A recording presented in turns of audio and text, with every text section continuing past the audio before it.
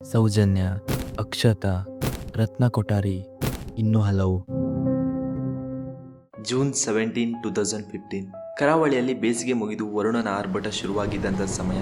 ಉಡುಪಿ ಜಿಲ್ಲೆಯ ಬೈಂದೂರಿನ ಹೆನ್ಬೇರು ನಿವಾಸಿಯಾದಂಥ ರಾಧಾ ದೇವಾಡಿಗವರು ಕಾಲೇಜಿಗೆ ಹೋದಂಥ ತಮ್ಮ ಮಗಳು ದಿನಾ ಸಂಜೆ 4:15 ಒಳಗಡೆ ಮನೆಗೆ ಬರ್ತಾ ಇದ್ಲಲ್ಲ.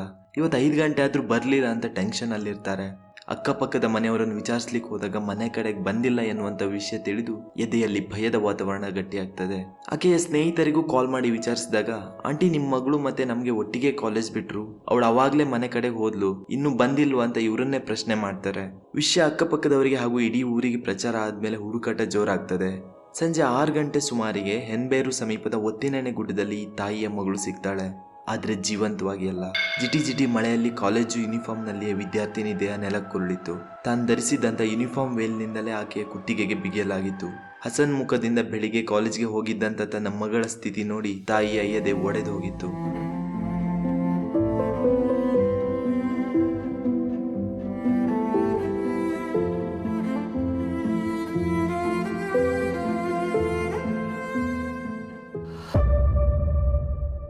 ಅಕ್ಷತಾ ದೇವಾಡಿಗ ಬೈಂದೂರಿನ ಪಡುವರಿ ಗ್ರಾಮದ ಹೆನ್ಬೇರು ನಿವಾಸಿಯಾದಂಥ ಬಾಬು ದೇವಾಡಿಗ ಮತ್ತು ರಾಧಾ ದೇವಾಡಿಗರ 17 ವರ್ಷದ ಮೊದಲನೇ ಪುತ್ರಿ.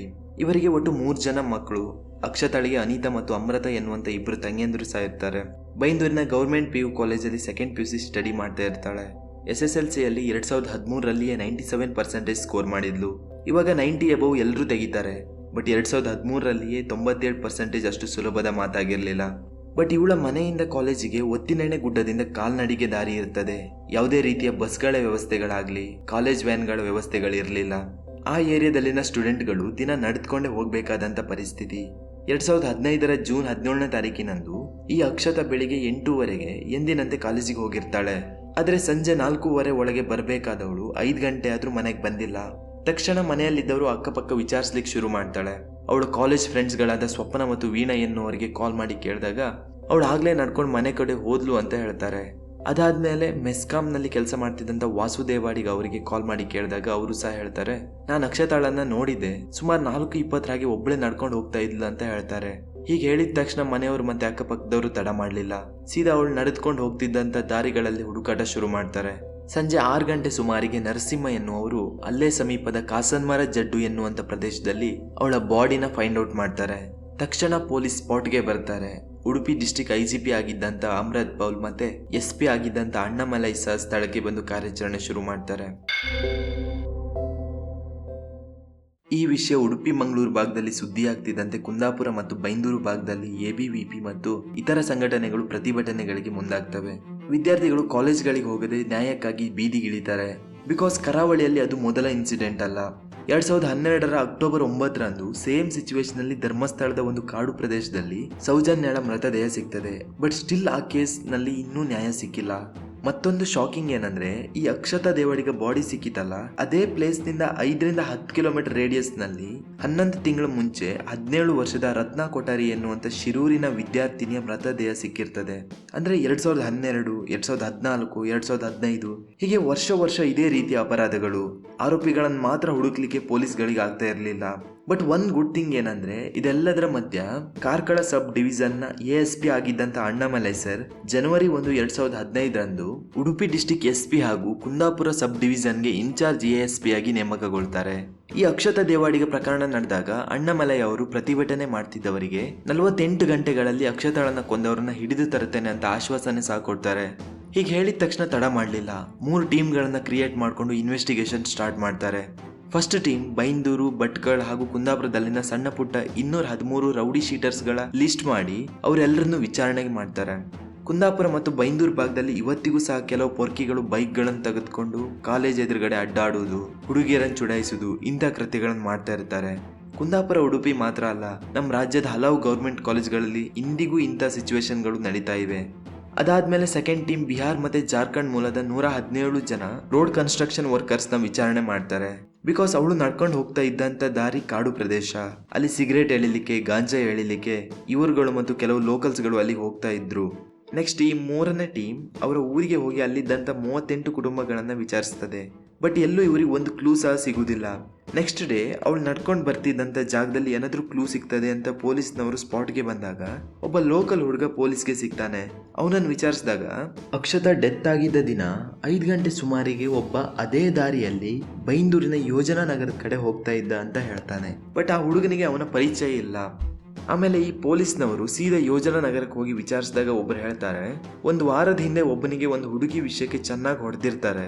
ಹುಡುಗಿಯರ ವಿಷಯದಲ್ಲಿ ಆತ ಸರಿ ಇರಲಿಲ್ಲ, ಒಮ್ಮೆ ವಿಚಾರಿಸಿ ಅಂತ ಹೇಳಿದಾಗ ಪೊಲೀಸ್ ಅವನನ್ನ ಹುಡುಕೊಂಡು ಹೋಗ್ತಾರೆ.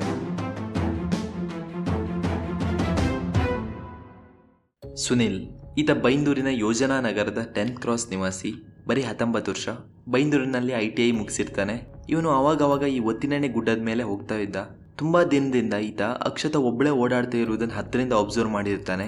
ಹಾಗೆ ಈ ಒತ್ತಿನೆಣ್ಣೆ ಗುಡ್ಡದಲ್ಲಿ ಕೆಲವು ಪೊರ್ಕಿಗಳ ಗುಂಪು ಅಕ್ರಮ ಚಟುವಟಿಕೆಗಳು, ಹುಡುಗಿಯರನ್ನು ಚುಡಾಯಿಸಿದ್ದು ಈ ರೀತಿಯ ಕೃತ್ಯಗಳನ್ನು ಮಾಡ್ತಾ ಇರ್ತಿದ್ರು. ಜೂನ್ 17, 2015 ಸಂಜೆ ಈ ಹುಡುಗಿ ಮನೆಗೆ ಬರ್ತಾ ಇರಬೇಕಾದ್ರೆ ಇವಳನ್ನು ಹಿಂದೆಯಿಂದಲೇ ಫಾಲೋ ಮಾಡ್ಕೊಂಡು ಬಂದಿದ್ದಾನೆ. ದಾರಿ ಮಧ್ಯೆ ಚುಡಾಯಿಸ್ಲಿಕ್ಕೆ ಟ್ರೈ ಮಾಡಿದಾಗ ಈ ಹುಡುಗಿ ಗುರಾಯಿಸ್ಕೊಂಡು ಏನೋ ಬೈತಿದ್ದಾಳೆ. ಅದೇ ಸಿಟ್ಟಿಗೆ ಆತ ಅವಳನ್ನ ಚೂಡಿದಾರ್ ವೇಲ್ನಿಂದ ಗಟ್ಟಿಯಾಗಿ ಬಿಗಿ ಹಿಡಿದು ಎಳೆದುಕೊಂಡು ಹೋಗಿ ಪ್ರಾಣವನ್ನು ತೆಗೆದಿದ್ದಾನೆ. ಅವಳ ಪ್ರಾಣ ಹೋದ್ಮೇಲೆ ಬಾಡಿನ ಅಲ್ಲೇ ಬಿಟ್ಟು ಸೀದಾ ಮನೆಗೆ ಹೋಗಿ ತನ್ನ ಕಜಿನ್ ಆಗಿದ್ದಂತ ಅಕ್ಷಯ್ ಏನೋನ ಹತ್ರ ಹೋಗಿ ಹೇಳಿದ್ದ. ಅವನಿಗೂ ಬರೀ 17 ವರ್ಷ, 2nd PUC ಓದ್ತಾ ಇರ್ತಾನೆ. ತಮ್ಮನಿಗೆ ಎಲ್ಲ ಹೇಳಿ ಪೊಲೀಸ್ ಬಂದು ಕೇಳಿದ್ರೆ ನಾನು ಇಡೀ ದಿನ ನಿನ್ ಜೊತೆನೇ ಇದ್ದೆ ಅಂತ ಹೇಳು ಅಂತ ತಮ್ಮಂಗೆ ಹೇಳಿ ಸೀದಾ ಹೇರ್ ಸಲೂನ್ಗೆ ಹೋಗಿ ತನ್ನ ಕೂದಲನ್ನು ಕಟ್ ಮಾಡಿಸ್ಕೊಳ್ಳಿಕ್ ಹೋಗಿರ್ತಾನೆ. ಪೊಲೀಸ್ ಅವ್ರು ಬಂದು ಈ ಅಕ್ಷಯ್ನನ್ನ ಕೇಳಿದಾಗ ತನ್ನ ಅಣ್ಣ ಹೇಳ್ದಂಗೆ ಹೇಳಿದ್ದ. ಪೊಲೀಸ್ ಅವರು ಇಬ್ಬರನ್ನು ಸ್ಟೇಷನ್ಗೆ ಎತ್ತಾಕೊಂಡು ಬಂದು ಬಾಯಿ ಬಿಡಿಸಿದ್ದಾರೆ. ಬಟ್ ಪೋಸ್ಟ್ ಮಾರ್ಟಮ್ ರಿಪೋರ್ಟ್ ಅಲ್ಲಿ ಗೊತ್ತಾಗ್ತದೆ ಅವಳ ಮೇಲೆ ಈತ ಮಾಡಿದ್ದ, ಅಂದ್ರೆ ಕೆನ್ನೆ ಮೇಲೆ ಪರಿಚಿತ ಗಾಯಗಳಾಗಿದ್ವು. ಬಟ್ ಅತ್ಯಾಚಾರ ಆಗಿರ್ಲಿಲ್ಲ ಅಂತ IGP ಸ್ಟೇಟ್ಮೆಂಟ್ ಕೊಡ್ತಾರೆ. ಬಟ್ ಆದ್ರೂ ಒಂದು ಪಾಪದ ಹೆಣ್ಮಗಳ ಜೀವನೇ ತೆಗ್ಬಿಟ್ಟ. ಅಣ್ಣಾಮಲೈ 48 ಗಂಟೆ ಒಳಗಡೆನೆ ಆತನ ಹಿಡಿದುಕೊಂಡು ಬಂದು ಜೈಲೊಳಗಡೆ ಕೂರಿಸ್ತಾರೆ.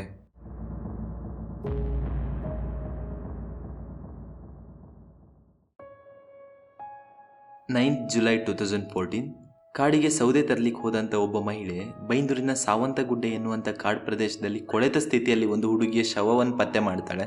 ತಕ್ಷಣ ಪೊಲೀಸ್ ಅವರು ಸ್ಪಾಟ್ಗೆ ಬಂದು ನೋಡಿದಾಗ ಆ ಶವ ರತ್ನ ಕೊಠಾರಿ ಅದೆಂದು ಪತ್ತೆ ಸಹ ಮಾಡ್ತಾರೆ. ಆದರೆ ಇವತ್ತಿನ ದಿನದವರೆಗೂ ಸಹ ಈ ರತ್ನ ಕೊಠಾರಿ ಕೊಲೆ ಮಾಡಿದವರು ಯಾರು ಎನ್ನುವುದು ಮಾತ್ರ ನಿಗೂಢವಾಗಿಯೇ ಉಳಿದುಕೊಂಡಿದೆ. ರತ್ನ ಕೊಠಾರಿ 17 ವರ್ಷ ಪ್ರಾಯದ ಶಿರೂರಿನ ಗೌರ್ಮೆಂಟ್ ಕಾಲೇಜ್ನಲ್ಲಿ 2nd PUC ಸ್ಟೂಡೆಂಟ್ ಆಗಿರ್ತಾಳೆ. 3 ದಿನದ ಹಿಂದೆ ಕಾಲೇಜ್ಗೆ ಹೋದವಳು ಮನೆಗೆ ಬಂದಿಲ್ಲ ಅಂತ ಬೈಂದೂರು ಪೊಲೀಸ್ ಸ್ಟೇಷನ್ಗೆ ಕಂಪ್ಲೇಂಟ್ ಕೊಡ್ಲಿಕ್ಕೆ ಹೋದ್ರೆ ಬರ್ತಾಳೆ ನೋಡುವ ಅಂತ ಹೀಗೆ ಸಿಲ್ಲಿ ರೀಸನ್ಗಳನ್ನ ಹೇಳಿ ಮನೆಯವ್ರನ್ನ ವಾಪಸ್ ಕಳಿಸಿಕೊಡ್ತಾರೆ. ಆದರೆ ಸಿಕ್ಕಿದ್ದು ಈ ಹುಡುಗಿ ಶವವಾಗಿ. ಅವಳ ಬಾಡಿನ ಪೋಸ್ಟ್ ಮಾರ್ಟಮ್ಗೆ ಸಹ ಕಳಿಸ್ಕೊಡ್ತಾರೆ. ಆದರೆ ಪೋಸ್ಟ್ ಮಾರ್ಟಮ್ ರಿಪೋರ್ಟೇ ಸರಿಯಾಗಿ ಬಂದಿಲ್ಲ. ಪೊಲೀಸ್ ಅವ್ರು ಹೇಳ್ತಾರೆ ಅವಳ ಬಾಡಿ ಡಿಕಂಪೋಸ್ ಆಗಿದ್ರಿಂದ ಪೋಸ್ಟ್ ಮಾರ್ಟಮ್ ರಿಪೋರ್ಟ್ ಸರಿಯಾಗಿ ಬಂದಿಲ್ಲ, ಮತ್ತೆ ಯಾವುದೇ ರೀತಿ ಸೆಕ್ಷುವಲ್ ಅಸಾಲ್ಟ್ ಆಗಲಿ ಅಥವಾ ರೇಪ್ ಅಟೆಂಪ್ಟ್ಗಳು ಅವಳ ಮೇಲೆ ಆಗಿರಲಿಲ್ಲ ಅಂತ. ಇದೇನೂ ಆಗಿಲ್ಲ ಸರಿ, ಅವಳ ಸಾವಿಗೆ ಕಾರಣ ಆದ್ರೂ ಏನು ಅದನ್ನೂ ಹೇಳಲ್ಲ.